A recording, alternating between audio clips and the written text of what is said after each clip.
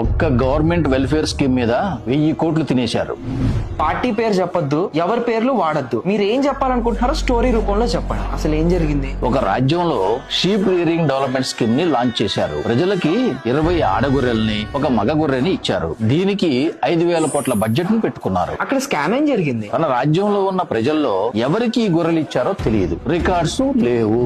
ఒకటే ఇన్వాయిస్ ని మళ్ళీ వాడారు. ఎంతో ఇన్వాయిస్ నెంబర్ ని చేంజ్ చేసి 2 నెంబర్ని యాడ్ చేసుకుంటూ వెళ్ళిపోయారు. ఈ గొర్రెల్ని ట్రాన్స్పోర్ట్ చేయడానికి టాటా ఇండికా కారును వాడి 168 గొర్రెల్ని సింగిల్ ట్రిప్ లో మహబూబ్ నగర్ కి ట్రాన్స్పోర్ట్ చేశారు. ఇదిగో ఈ అంబులెన్స్ లో 84 గొర్రెల్ని సింగిల్ ట్రిప్ లో ఖమ్మంకి ట్రాన్స్పోర్ట్ చేశారు. ఇదిగో ఈ బైక్ మీద 126 గొర్రెల్ని సంగారెడ్డికి ట్రాన్స్పోర్ట్ చేశారట. ఈ ఆటోలో 126 గొర్రెల్ని నల్గొండకి ట్రాన్స్పోర్ట్ చేశారట.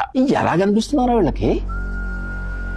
74,364 కిలోమీటర్స్ 2 days లో ఒక ట్రక్ తిరిగిందని బిల్లు క్రియేట్ చేశారా? అంటే ఈ ట్రక్ గ్లోబ్ మొత్తాన్ని 2 సార్లు తిరిగింది. అండ్ ఆ ట్రక్ డ్రైవర్ 1500 కిలోమీటర్ స్పీడ్ తో ట్రక్ నడిపాడా? ఇలాంటి ఇన్వాయిస్లు ఫేక్ బిల్స్ తయారు చేసి 1000 కోట్లు తినేశారు. ఇంత తెలివిగా తినేశారా? మరి ప్రజలేం చేయలేదా? ప్రజలకి ట్యాక్స్ కట్టడం, వాళ్ళ కుటుంబాలను చూసుకోవడమే పెద్ద విషయం రా. ఇలాంటి విషయాలన్నీ మన వీడియోలో చూడడం తప్ప వాళ్ళు ఇంకేం చేయగలరు చెప్పు? మరి యూత్ వాళ్ళకు ఒక ఫోను, ఈజీ మనీ, ఒకళ్ళ కింద పనిచేసే మైండ్ సెట్ ని ఇంజెక్ట్ చేసి వదిలేశారు. ఇంకా వాళ్ళకి ప్రశ్నించే ధైర్యం ఎక్కడి నుంచి వస్తుంది? ధైర్యం తెచ్చుకొని ప్రశ్నిస్తే బతికుండకపోవచ్చేమో.